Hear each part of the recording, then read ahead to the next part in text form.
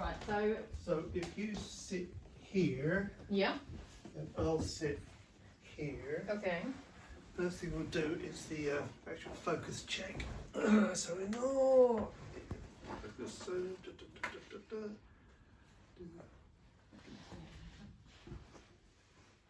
yeah. So Okay. I'll sit like this. Yep. You sit Do you want me to sit a bit like closer? Entirely up to you. It's going to crick your neck if you turn around. If you're going to be looking at me. That's alright, because the focus is supposed to be on you. Okay. So, quite rightly so. exactly. Why not? So I thought we'd start off with talking about the legacy, and then going about with the Astrid, and then go on to all the other stuff. all the other stuff. So your writing journey, when did it start, when it becomes serious, so I'm kind of going back and forth. So you do a intro to like I do when looking in front of the camera. Yeah. Okay. Right. Let's do it then. Let's try and not laugh. Right, we are recording now. Hello everyone, and it is October, it is nearly Halloween, and today it's my turn to play interviewer, because today we are interviewing the amazing T.G. Trouper, yay! Thank you very much. And we are introducing his brand new novel, Astrid for the Legacy. So, T.G. Trouper, I do have my lovely long list, because I'm a bit rubbish, as most people know. So, the Legacy is the fourth in the Astrid series, isn't it? It is, yes. So, do you want to just tell us a little bit more about Astrid, the previous ones? Because you've got book 1, 2 and 3. Can you summarise those books for us? The Astrid series came about. It's a young actress is spotted, and she is really good at improvisation. She's taken under the wing of a theatre director, and he develops her talent and realises she is really good at improvisation. He gets her a part in a film, and on that day, on the very first day of filming, war breaks out. Belligerent neighbour attacks. She sees her friends die, and she gives up all her dreams of acting and becomes a nurse. 2 years later, a tragedy happens and it changes her completely. The title of the book is War Changes People. And she's had one change when she saw her friends die and gave up. And then this massive change completely resets her moral compass. Right, fantastic. So that follows her journey. Yeah. The third one's slightly different though, isn't it? The second book follows on from the first in that it delves more deeper into the war. Yeah. The third book, it actually deals with the four of the main characters and how the war made them do things that they never thought they were capable of doing.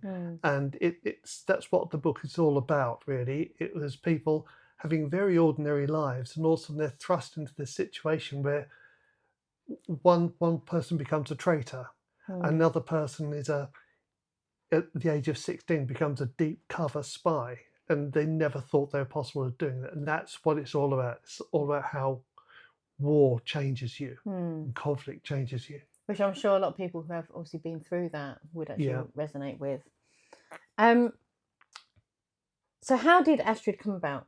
What gave you the inspiration for it? I wanted to write a war story that wasn't all about fighting. It wasn't all sort of bombs. There's a bit of that, and I didn't want to write just a war story, then just flip the gender into a female protagonist, because I might be setting myself up here, but in my experience, most but not all men are physically stronger than most but not all women. In my experience. Yeah. So she's up against a brutal army, so she can't just slug it out in a fist fight. She has to use guile, she has to use cunning, she has to use her ability, and also her ability to improvise in a difficult situation. She can dance around opponents rather than squaring up to them. Which takes a bit more skill, really. Yeah, Think about it. It does, yes. So where is it set? It's not our world, is it? It's set on Earth, but Mm. 2 fictitious countries, and Mhm. there's the reason for that is that I needed to describe the countryside in one scene. And if I said, okay, this is Germany, somebody go, that's not like that at all. Because if you say to somebody, a book is set in America, some people think of New York, some people think of Wyoming, some people think of Los Angeles, people think of Arizona. And if you say New York, some people think of New York City, but you might mean upstate New York, which is completely different. Yeah. This was brought home to me when I worked on a show with Sir Ranulph Fiennes, where he was talking about his times in special forces, and he showed a place where they did some training, and it was a lush green valley with sort of pine trees and little shrubs and a stream running down into a body of water, and there's mist on the body of water, and you could almost imagine a lone piper on the silhouette on the hillside playing a lament. But that picture was taken in Afghanistan, not Scotland. And I'm thinking, okay, that's okay. So the 2 countries, Astrid's country is called Aralan. The enemy country is called Corella, and that is just to give the placeholders as who are the bad guys, who are the good guys. I suppose it gives you a bit more creative control then, doesn't it? You're not abiding by the rules that we live by in those particular countries, for example. So the protagonist and the antagonist are both female. So is it like a girl boss story? Absolutely not. Absolutely, because everybody's sick of girl boss stories. Astrid fights alongside men, but she doesn't want to take over from men. She's got a boss who is a major, is a male, and she defers to his knowledge. And Bridget, she's not so much a girl boss. She's the antagonist. She is driven by a desire to get to the top of her military, and in doing so, she will be brutal, absolutely brutal. Will do anything. But no, they're not girl boss stories. Right. So, big question then: why a 4th book? Because when I first met you, you'd written the first 2 were out. You'd written the 3rd one. It was going through production. As far as you were concerned, that was done and it was finished. Yeah. So why a 3rd one? Why a 4th one? Sorry. I was talking to a friend who has read all 3 books and absolutely loves them, and he said to me, "There's got to be a 4th, hasn't there?" I said, "Well, no. The story's complete. The war's over. We've done the backstories." He said, "No, you've got to write another one." I thought, oh, okay then. Thanks, mate. I didn't want to go over old ground. Yeah. So I thought, well, in war, it's not just the victims on the battlefield. They have families. So I wrote the story from the point of view of the daughter of a soldier Astrid had killed during the war. Right. And she's kind of accepted that fact that, it's war and these things happen. But she gradually, over the course of years, finds out how Astrid killed her father. And it wasn't a very pleasant way. So that starts her thinking. Then through her work, she meets an old general who tells her his version of how the war ended. Right. And so I was then able to take the whole story to move on to her character development as she goes through. Right. Oh, so a little bit different direction away. Yes, and it also ended up becoming very current because it's all about how people believe what they are choosing to believe. And because after the war, Astrid had lived in the enemy country before the war started. Right. And after the war ends, she's determined to go back to the country, and now the dictator is dead, to improve the lives. But everything she does, this girl just sees it the opposite way around. She doesn't see it as help. She sees it as a takeover. They see it her culture being destroyed. And it's about how people will not believe what's staring them in the face. No. It's different perspectives, isn't it? Yeah. Yeah, based on experience and what they know and what they think they know. Yes. Nice, I like it. So is there going to be another one? I don't think that's possible. I think I've explored all possible avenues. Until someone tells you you have to. So never say never. Astrid Book 5 again. Here we go again. Carry on, Astrid. comedy version. Oh, it's matron. Either that or making more cartoons. Yeah. Right, so back to the questions at hand. So your writing journey, when did it start? I first tried to write when I was in my early 20s. I wanted to write science fiction, and it really wasn't very good. It's very easy to write spaceships and lasers and planets exploding and all that. But coming up with an original, interesting science fiction idea is extremely difficult. And hats off to anybody who can do it. Because it has been explored quite a lot, hasn't it? I know. I have met an author who has come up with an original story, and it is very good. Anyway, that's enough about that. So then life gets in the way, marriage, buying a house, children, school, work. And then about 2011, I was driving home from work, and I was thinking about a couple of books I'd read on holiday and that were just bad. There's no two ways about it. They were bad. And I said to myself, I could write better than that. I thought, well, I'd better try. So Money mouth is. over the course of a couple of years, I tinkered around with ideas and sort of come up with the germ of the Astrid story. And one day a friend of mine said to me, "Oh, what are you up to nowadays?" I said, "Well, I'm writing a novel," a little bit embarrassed about it. And he got very interested. And I thought, well, people can be interested in what you do. And so from then on up to about 2014, I thought, oh, I will take this further. I will do it. Not looked back since. Yeah. Unfortunately, you met me along the way. So when did it become serious?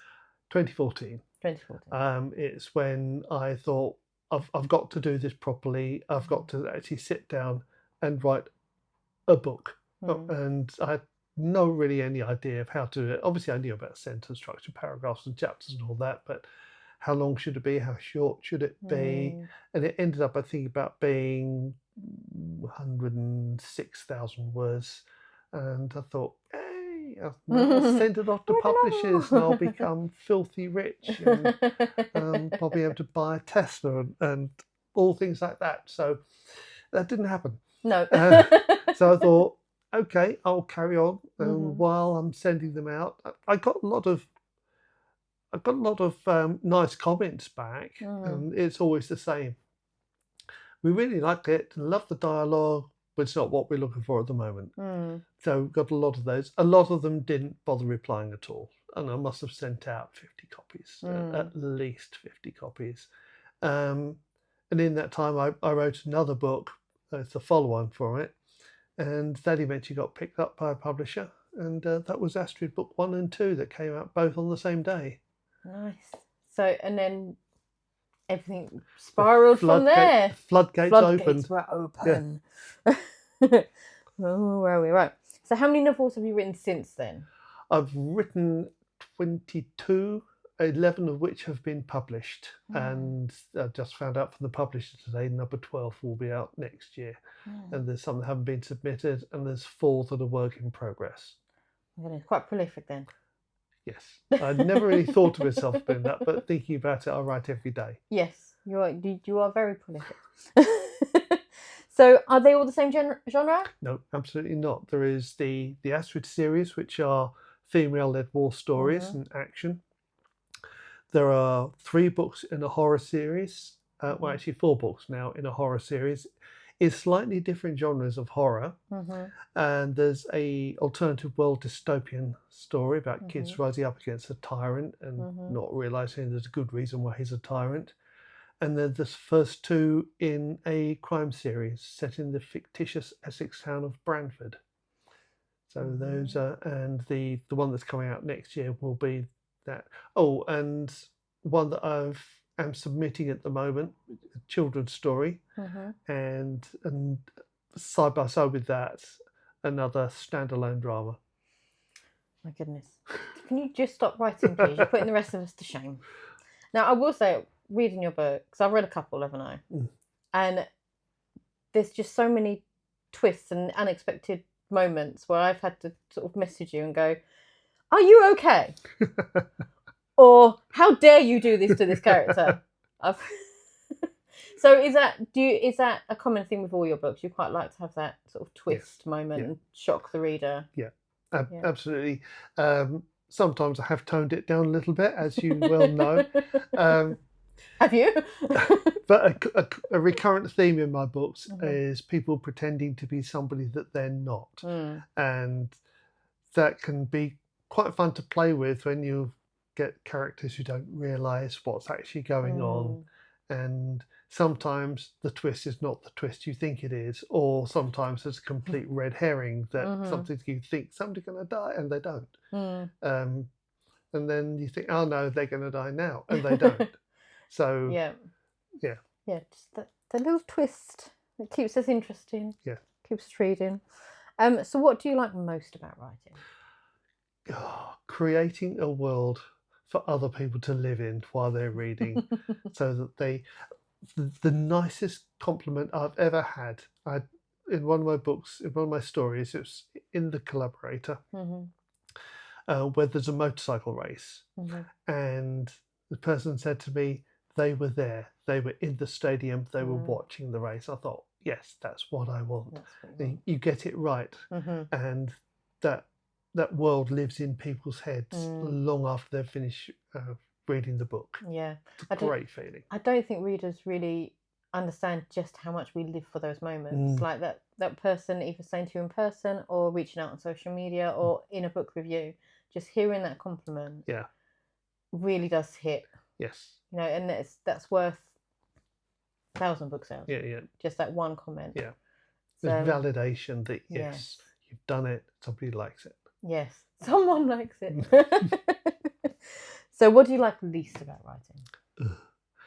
The marketing. The marketing. Every author says that. All writers, they just want to sit and write the story. And we are hermits by nature. Having to go out and I do love the face-to-face selling. I really do, but having to deal with the social media, which I'm rubbish at, as you know. Having to deal with the social media, having to get the word out. And the book is good. People like it. Read the reviews. It's good. And it's $7.99. You just spent 30 quid on a jacket from Primark. Which you're going to wear twice and throw away. So, and it's but I haven't heard of you as an author. It's like, no, because you need to buy the book. So what I would dearly love, I think, what all of them like, it's not so much an agent, but a manager. Somebody who's going to come along and go, I really like your book, but I have all these contacts. I have these people. I will deal with that for you. And you just go and write the books. And if they can work on, ideally, a commission basis, because if they really have faith in your book, they won't want an upfront fee. No. Because no author's got any money. No. We have no money. We have no money. Stop asking us for money. So that will be my ideal. So I just sit down, send it off, and they make all the contacts, and they do this. I'm happy to go and do any amount of interviews, but just getting that is just so difficult. It's just but it will take that one moment, won't it? That's and what then we all live for. One day. So what advice would you give to an aspiring author? Someone who's got the idea ready, but they haven't quite gotten around to writing the first word yet. Write the story that you would want to read. That way it'll become authentic. And write anything. It really doesn't matter. You can write something which you think is nonsense, a sort of page of nonsense, but in that you will put down a couple of ideas which you can then actually, I've written about this character. Who were they talking to? Why were they talking to? Are they a friend? Are they a stranger? Where were they? What's that going to lead to? And all of a sudden this little tree grows out. Sometimes it goes nowhere, but it doesn't matter. You might then take that idea and use it in a completely different story. And the other thing is to read your dialogue out aloud. Yes. That way you'll get you know if it makes sense. Yeah. Bit of a problem if you're writing an argument between two people because everybody thinks you've suddenly developed schizophrenia, shouting at yourself. Your poor wife. I mean, that's the thing, isn't it? It's, I think, just starting to write, isn't it? Just start getting it down on paper. And I've spoken to a few people where they've done this massive plan. It's, I've got a plan for it. I just got to get it down. And as much as plans are great, I mean, I don't think I've ever planned. Have you ever planned? I tried. It No, fails. miserably. Because actually, once you get into the flow of the story, you find that characters often take on their own personalities and grow, and you tend to move away from whatever plan you thought you were going to have anyway. So I think whenever people have asked me, I've always just said, just start writing. Yeah. And then your story will evolve as it gets put down onto paper. Sometimes I'll have written a whole section, then I'll be, usually when I'm driving, I'll think, wouldn't it be good if somebody came along and did this later on in the book? That means I then have to go back and change what I've written. And it makes it quite difficult, but it makes it fun. Yes. Because all of a sudden you thought, yeah, that's what they could do. Yeah. That's how that could be resolved. Yeah. And then you have to work around it. And that in itself leads to different ideas. And you know what? And we're living in such a great age with computers that we can do that very, very easily. Very, very easily. I've done it where I've gotten to nearly the end of the book and I've done like a scene. It's a great scene. But it doesn't fit with the rest of the story. So you then have to go back and go, right, well, how can I link it back to something else in the story? Oh, I know I could do that. And as I say, the computer is a great thing, isn't it? Because you can just go back and do that. The 2 crime stories I've written at the start of the series, at the end of the first book, I introduce a female character of a police detective. And I liked the character so much. That book was just going to be a standalone. I like that character so much that the rest of the series, all 9 books of them, follow her character arc. Yeah. And had it not been for that just one line where I put that she wasn't even involved in the investigation, she'd just gone along to help. And I thought, oh, that's quite good. And what's she going to do? Why is she 30 years old and not married? You know, blah, blah, blah, blah, blah. So she's taken on a personality herself. Yes. And created 8 more books. Stop being so prolific. Right. So, and finally, where can people buy your books? Do you want to, so I can see that they're there. Should we line them all up? Yeah. Let's line them all up. You've got Astrid Book Astrid, 1, War Changes People. That's it.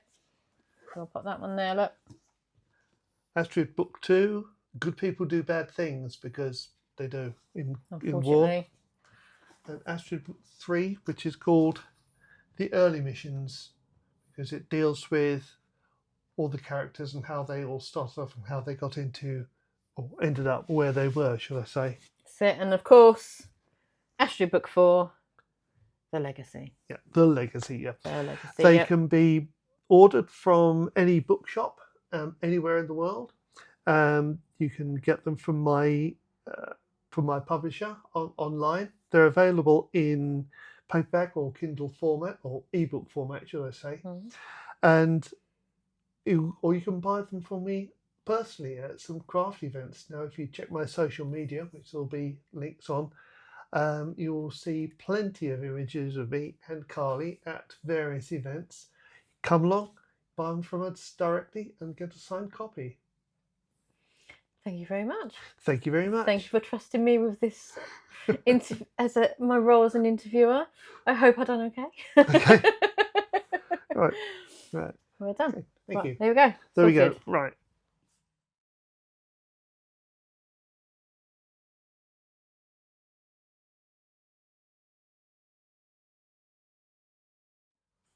I think that went quite well. That was all right. Nice little blooper at the start. So I did think I thought, just don't start laughing. Don't start laughing. Don't start laughing. So what I'll do is I'll do with I always do. I'll sort of top and tail it. Yeah. And yeah. So yeah. Thank you very much, Carley-Ann Osborn. Yeah.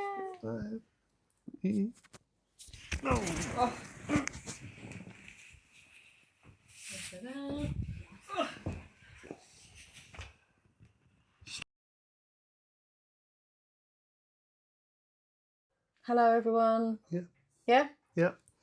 Hello, everyone. It is October, nearly Halloween time, and today, this is where my... There'll be a blooper reel. This will be because this is where I keep mistaking myself, and I go like 20 takes and not get it right. So, good morning. It's October, it's nearly Halloween, and today it's my turn to be the interviewer and joined by TG Trouper. Yay! Right. I'm rubbish at this. Why did you ask me to do this?